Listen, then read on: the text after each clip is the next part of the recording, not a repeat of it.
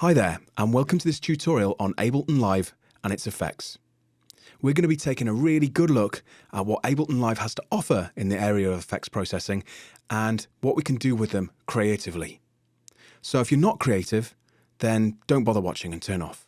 No, not really. This is really for everybody out there that wants to get into using Ableton Live. So even if you're a seasoned pro or you're just a beginner, this hopefully will be pretty useful to you. Now there's quite a lot to get through here, but hopefully we can have some real fun doing it and we can create some interesting sounds as we go along. And hopefully by the end of this tutorial, you should be able to move away from some of those large lists of third-party plugins you may be using. And although they're great, they don't automate quite as well as the built-in Ableton plugins, and they can be a little sluggish and maybe a little bloated.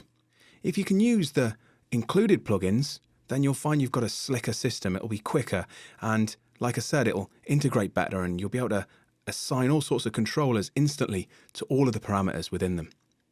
So before we get stuck into the real complex stuff, let's have a good look at the basics.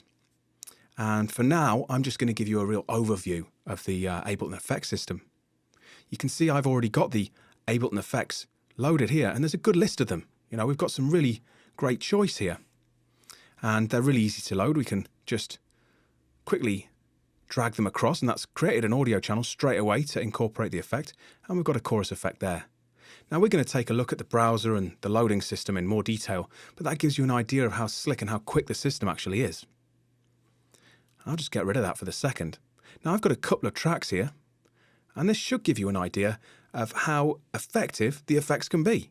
Now, you know, that sounds pretty bad, but they really can be, well, effective. So let's take a listen to a dry loop and an affected loop.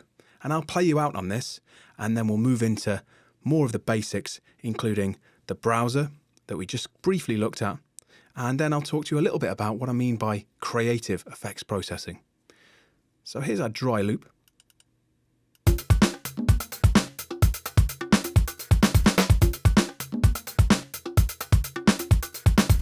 And you can see that there's absolutely no processors on it.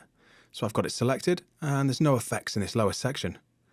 If I move over to our affected loop, you can see that I've got a good list of processors.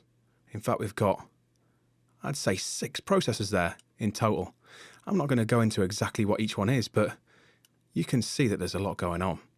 So let's hear the difference.